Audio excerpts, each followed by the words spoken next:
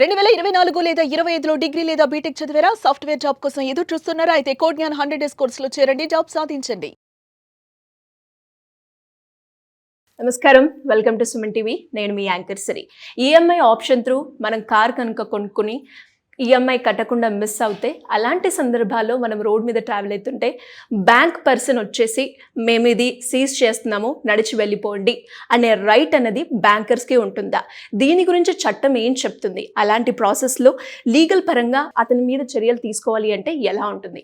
వీటి గురించి క్లారిటీగా ఇన్ఫర్మేషన్ ఇవ్వడానికి హైకోర్టు అడ్వకేట్ అలగిరి రవీంద్రనాథ్ గారు ఉన్నారు. అడిగి తెలుసుకునే ప్రయత్నం చేద్దాం. నమస్కారం సార్. నమస్తే అండి సిరి గారు. సార్, రీసెంట్గానే నాకు తెలిసిన వాళ్ళకే ఇలాంటిది ఒక ఎక్స్పీరియన్స్ అయింది సార్. వాళ్ళు కార్ తీసుకున్నారు EMI option through and miss అయ్యింది సార్. ఈఎంఐ మిస్ అయింది. సడన్ గా రోడ్ మీద వెళ్తూ ఉంటే బ్యాంక్ రికవరీ ఏజెంట్ వచ్చేసి కార్ని సీజ్ చేసి మీరు వెళ్ళిపోతే ఇది మేము తీసుకెళ్ళిపోతాము అని అనడం జరిగింది. సో అలాంటి సందర్భాల్లో అంటే లీగల్గా అతని మీద యాక్షన్ తీసుకునే రైట్ ఉంటుందంటారా? అండ్ వాళ్ళకి సీజ్ చేసే రైట్ ఉంటుందంటారా? దీని గురించి చట్టం ఏం చెప్తుంది? ముందుగా మిమ్మల్ని అభినందించాలి సిరి గారు. అంటే పబ్లిక్ అవేర్నెస్ కోసం అని చెప్పి మీరు చేస్తున్న వీడియోస్కి రియల్గా మిమ్మల్ని ప్రత్యేకంగా అభినందిస్తున్నాం. Thank you sir. And as well as మీరు ఆ టాపిక్స్ నేను చెప్పగానే దీన్ని యాక్సెప్ట్ చేసి దీని గురించి డీటెయిల్ ఇన్ఫర్మేషన్ ఇవ్వడానికి రెడీ అవుతున్నారు. I'm very thankful to you sir. Same to you Siri garu. So ఇక్కడ విషయం ఏంటంటే, ఇది చాలామంది ఫేస్ చేస్తున్న ప్రాబ్లం.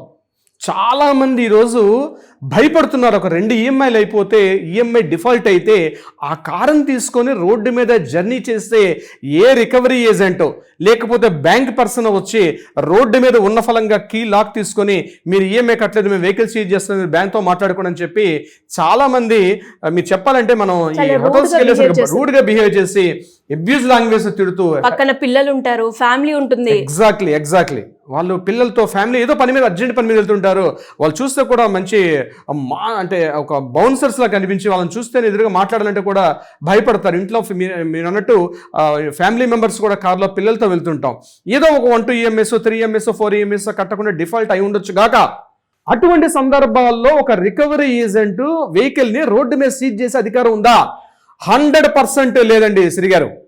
100% వెహికల్ ని రోడ్డు మీద సీజ్ చేసే అధికారం ఏ బ్యాంకర్కి కూడా లేదు, ఏ ఎన్బిఎఫ్సి కూడా లేదు. ఎనీ బ్యాంకింగ్ సెగ్మెంట్, అది నేషనల్ బ్యాంకా, ప్రైవేట్ బ్యాంకా, ఎన్బిఎఫ్సియా, ఏదైనా సంబంధించి రోడ్డు మీద ఉన్న పలంగా వెహికల్ ని సీజ్ చేసుకునే అధికారం ఎవరికి లేదు. ఈ వీడియోని వీళ్ళంతమంది షేర్ చేసి చెప్పండి. మీరు ధైర్యంగా తీసుకెళ్ళచ్చు. ఏ సందర్భాల్లో చేయొచ్చు, ఏ సందర్భాల్లో చేయకూడదు కూడా నేను ఈ వీడియోలో క్లియర్గా మీతో చెప్పే ప్రయత్నం చేస్తాను. ముందుగా గుర్తుపెట్టుకోండి, మీరు డిఫాల్ట్ అయ్యారు, మీరు ఏదో కావాలని చేయాలి, సంథింగ్ మీ జాబ్ పోయింది, బిజినెస్లో లాస్ అయ్యారు, సంథింగ్ మీకు ఏదో ఫ్యామిలీలో తెలియకుండా ఏదో తెలియకుండా ఏదో ఫైనాన్షియల్ క్రైసిస్ వచ్చింది, దానివల్ల మీరు ఏదో డిఫాల్ట్ అయ్యారు. ఆర్బీఐ క్రిస్టల్ క్లియర్గా చెప్తోంది, RBI guide lines, any person any వెహికల్ని బ్యాంకింగ్ ఫోర్స్బుల్లీ లేకపోతే మ్యాన్ హ్యాండ్లింగ్ చేస్తూ ఫోర్స్బుల్గా వెహికల్ని సీజ్ చేసుకునే అధికారం లేదు. ఐసిఐసిఐ బ్యాంక్ వర్సెస్ కౌర్ అని చెప్పి 2007లో ఒక కేసు పడింది. ఆ కేసు విషయం ఇదే జరిగింది. ఇక్కడ ఆమె రోడ్డు మీద పంజాబ్లో హర్యానా నుంచి వెళ్తుండగా ఐసిఐసిఐ బ్యాంక్ రికవరీ ఏజెంట్స్ వచ్చి రోడ్డు మీద లాక్ తీసుకొని మీరు నడిచిపోండి అని చెప్పడం జరిగింది. అప్పుడు ఆమె డైరెక్ట్గా కోర్టుకి వెళ్ళినప్పుడు కోర్టు క్లియర్గా మొట్టికెళ్ళి పెట్టింది ఐసిఐసిఐ బ్యాంక్ కూడా. 2007 కేసు. ఆ కేసులో ఏం చెప్పిందంటే, రికవరీ చేయాలి అంటే ఒక నామ్స్ పాటించాలి. ఆర్బీఐ క్లియర్గా గైడెన్స్ ఉంది. ఫస్ట్ మీకు నోటీస్ ఇష్యూ చేయాలి. నోటీస్ ఇష్యూ చేసిన తర్వాత 60 డేస్లో కూడా మీరు నోటీస్ రిప్లై ఇవ్వకపోతే అది 2 ఈఎంఐసా 3 ఈఎంఐసా 4 ఈఎంఐసా ఇర్రెస్పెక్టివ్ ఆఫ్ ఈఎంఐస్ పక్కన పెట్టండి. బట్ బ్యాంకర్ ఇమీడియట్ గా మీకు ఏం చేయాలంటే ఒక నోటీస్ ఇష్యూ చేయాలి. నోటీస్ ఇష్యూ చేసిన తర్వాత 60 డేస్ పాటు నోటీస్ పీరియడ్ ఉంటుంది. ఆ నోటీస్ పీరియడ్ 60 డేస్ లో కూడా మీరు రిప్లై ఇవ్వకుండా మీరు కేర్లెస్ గా ఉండేటప్పుడు, లేదా మళ్ళీ ఇంకొక నోటీస్ ఇష్యూ, సెకండ్ ఇష్యూ కూడా చేయాలి. బ్యాంకర్ మిమ్మల్ని పిలిచి ఫోన్లో మాట్లాడాల్సిన పరిస్థితి వస్తుంది. అటువంటి సందర్భాల్లో అది కూడా ఐవెందో ఈ సిచ్యువేషన్ లో కూడా రోడ్డు మీద ఉన్న ఫలంగా వెహికల్ ని సీజ్ చేసుకుని అధికలేదు. మీరు ఎక్కడో నియర్ బై ప్లేస్ కి మీ డెస్టినేషన్కి వెళ్ళిన తర్వాత బ్యాంకర్కి ఇన్ఫార్మ్ చేస్తారు. ప్రతిదంతా కూడా మొబైల్స్ లో కానీ వాట్సాప్ లో కానీ. మీరేం ఇంటర్నేషనల్ క్రిమినల్స్ కాదు కదా. మీరు ఈఎంఐ ఫస్ట్ పాయింట్ గుర్తుపెట్టుకోవాలి, ఈఎంఐ కట్టకపోవడం is not a crime. First ఈ పాయింట్ గుర్తుపెట్టుకుంటే మీకు అర్థమవుతుంది. మీరు అక్కడ చాలా మంది ఏం చదువుతారు అంటే రికవరీ ఏజెంట్లు వెంబడిస్తారు, రేసింగ్ చేస్తారు. అంటే సినిమాల్లో మన హంటింగ్ చేస్తాం చూసారా, వాడు పారిపోతుంటే వాడు వెనకాల వీడు వెళ్తూ వాడిని ట్రేస్ చేసి రోడ్డు పక్కన ఆపి ఏదో దౌర్జన్యంగా మీరు కట్టరని చెప్పి వెహికల్ ఉన్న పళ్ళని ఎత్తుకుని పోతారు. చిన్న వెహికల్ పెద్ద వెహికల్ రీసెంట్ టైమ్స్ లో ఇలాంటివి ఎక్కువైపోయి ఆ టెన్షన్ లో పడి వెహికల్ మీద రోడ్ యాక్సిడెంట్స్ కూడా జరిగిన సందర్భాల్లో ఉన్నాయి. మీరు ఎవరైనా రోడ్డు మీద రికవరీ ఏజెంట్ మీ వెహికల్ తీసుకుంటే ఇమ్మీడియట్ గా దగ్గరలో 100 కాల్ చేయండి, పోలీస్ స్టేషన్ లో కంప్లైంట్ చేయండి. నేను ఆ సెక్షన్స్ కూడా చెప్తాను. It's a criminal. వెహికల్ ని రోడ్డు మీద సీజ్ చేస్తే ఇట్స్ ఎ క్రైమ్. మీ యొక్క ఆర్టికల్ 21 మీకు జీవించే హక్కు, మీరు స్వేచ్ఛగా మీరు సొసైటీలో తిరిగే హక్కు మీకుంది. మీరు ఈఎంఐ కట్టకపోతుంటే క్రైమ్. ఇట్స్ జస్ట్ ఓన్లీ ఒక సివిక్ ప్రాబ్లం. అది ఒక సివిక్ ప్రాబ్లం. దానికి బ్యాంకర్ కూర్చుని మాట్లాడుకోవాలి. లీగల్ ప్రొసీడింగ్స్ ఉన్నాయి. మీ ఇల్లు ఉంది, మీ ఆఫీస్ ఉంది. అవి కూడా రికవరీ ఏజెంట్స్ ఏ టైంలో వెళ్ళాలి, ఏ టైంలో వెళ్ళకూడదని చెప్పి కూడా ఒక రకమైనటువంటి గైడ్ లైన్స్ ఉంది. క్రిస్టల్ క్లియర్గా ఉన్నా. మీకుతో బిజీగా మాట్లాడకూడదు, ఇంత పొలైట్ మేనర్ మాట్లాడాలి. మీకు లెటర్ హానర్ చేయాలి. లెటర్ హానర్ చేసి అంతేగాని మీరు ఇల్లు తెలిసి అక్కడ పారిపోవట్లేదుగా, మీ అసెట్స్ ప్రాపర్టీస్ విడిచిపెట్టి మీరు పారిపోవట్లేదుగా. ఎందుకని మీరు రోడ్డు మీద సీజ్ చేస్తారు? సో అటువంటి అధికారం ఏ సీజర్ కూడా లేదు. వాళ్ళు యాక్చువల్గా డైరెక్ట్గా కొన్ని చోట్ల కొన్ని బ్యాంక్స్ ఏం చేస్తాయంటే డైరెక్ట్గా బ్యాంకర్ కాకుండా ఇది ఒక ప్రైవేట్ ఆర్గనైజేషన్ హ్యాండ్ అవుట్ చేస్తారు. అదొక సర్వీస్ ఆర్గనైజేషన్ ఉంటుంది. అంటే వాళ్ళు బయట వాళ్ళకి ఎండర్స్ చేస్తారు.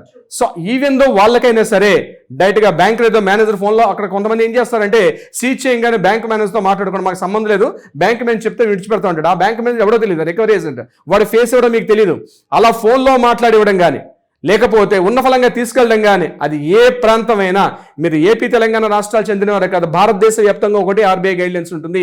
మీరు ఎక్కడ వారైనా సరే ఫోన్లో మాట్లాడి మా మేనేజర్ ఆయన అక్కడ సీజ్ చేసి ఇచ్చేసి ఇప్పుడు అమౌంట్ కట్టు అంటే ఇప్పుడు ఎవరు అమౌంట్ కట్టలేరు. It's highly impossible. ఇప్పుడు ఈఎంఐస్ కట్టండి, ఇగో నేను మీకు క్యూఆర్ కోడ్ చూపిస్తాను, లేకపోతే మీరు ఫోన్లో ఇమీడియట్గా ఆన్లైన్ కట్టిన తర్వాత నేను వెహికల్ రిలీజ్ చేస్తానని చెప్పి వాడు అక్కడనే వాడు టెస్ట్ వేసుకుని కూర్చుంటాడు. అటువంటి సిచ్యువేషన్స్ ఈ ఆర్బీఐ క్లియర్గా చెప్తోంది. అలాంటి సిచ్యువేషన్స్ లేవు. నోటీస్ ఇవ్వాలి, లేకపోతే మీరు బ్యాంకులో మాట్లాడాలి. ఎవరైనా మిమ్మల్ని అట్లా హెరాస్మెంట్ చేస్తే నియర్ బై పోలీస్ స్టేషన్కి వెళ్ళండి, 100 కాల్ చేయండి. సెక్షన్స్ అన్ని కూడా నేను చెప్తాను. BNS 352, BNS 322, BNS 323 criminal intimidations. వీటి మీద సివియర్ అటాక్స్ ఉంటాయి. వెహికల్ అది ఏదో 2 వీలర్ ఆర్ 4 వీలర్. ఇక్కడ మళ్ళీ డౌట్, కారు చెప్పారంటే మళ్ళీ 2 వీలర్స్ అనుకుంటారు. ఇది 2 వీలర్స్ అయినా 4 వీలర్స్ అయినా డొమెస్టిక్ వెహికల్స్ అయినా కమర్షియల్ వెహికల్స్ అయినా ఎనీ వెహికల్కి వర్తిస్తుంది ఆర్బీఐ గైడ్లైన్స్ ఉంది. ఉన్న ఫలంగా రోడ్డు మీద సీజ్ చేసే అధికారం లేదు. అది ఎవరికై ఉంది అంటే ఓన్లీ పోలీసులు కూడా ఉంది. అది కూడా మీరు రోడ్ యాక్సిడెంట్ చేసేసో లేకపోతే మీరు ఏదైనా మాదక ద్రవ్యాలు డ్రగ్స్ అటువంటి ఏదైనా ఇన్ఫర్మేషన్ పోలీసుల దగ్గర ఉండి మీరేదో థ్రెట్ చేసి మీరు క్రైమ్ చేసుకుంటూ పారిపోతుంటే అటువంటి సందర్భాల్లో మాత్రమే వెహికల్ సీజ్ చేయగలరు తప్పించి కేవలం ఈఎంఐ డిఫాల్ట్ అయ్యారని చెప్పి మీ వెహికల్ ని సీజ్ చేసే అధికారం మాత్రం ఎట్టి పరిస్థితుల్లో ఏ బ్యాంకుకు కూడా లేదు. శ్రీ గారు, రీసెంట్ టైమ్స్ లో ఇలాంటి విపరీతంగా పెరిగిపోయి పక్కన ఫ్యామిలీ ఉంటారు, పిల్లలు ఉంటారు.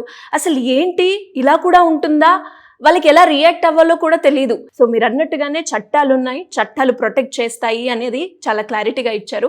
ఇంకా ఎవరికైనా కూడా ఎలాంటి డౌట్స్ ఉంటే ఏ రకంగా మిమ్మల్ని అప్రోచ్ చేయ ఛాన్స్? ఇమ్మీడియట్ గా ఇటువంటి ప్రాబ్లమ్స్, బ్యాంకర్స్ ప్రాబ్లమ్ కానీ సివిల్ ప్రాబ్లమ్స్ కానీ లేదా ఎటువంటి ఫ్యామిలీ ప్రాబ్లమ్స్ కానీ మీరు ఫేస్ చేస్తుంటే కింద చూడుతుంటే ఏమైనా కాంటాక్ట్ చేయండి. లీగల్ టీమ్ మీకు అప్పుడు అందుబాటులో ఉంటారు. మీకు కావాల్సిన సలహా సంప్రదింపులు ఇచ్చే ప్రయత్నం చేస్తారు. అది కాకుండా కోర్టుల్లో ఏదైనా వివాదాలు ఉంటే వాటికి పరిష్కారం అయ్యే దిశగా కూడా ప్రయత్నం చేస్తారు. వెంటనే కింద ఉన్న నెంబర్ని కాంటాక్ట్ చేయడం మర్చిపోవద్దు. Thank you sir, thank you so much. Thank you so much Shri గారు.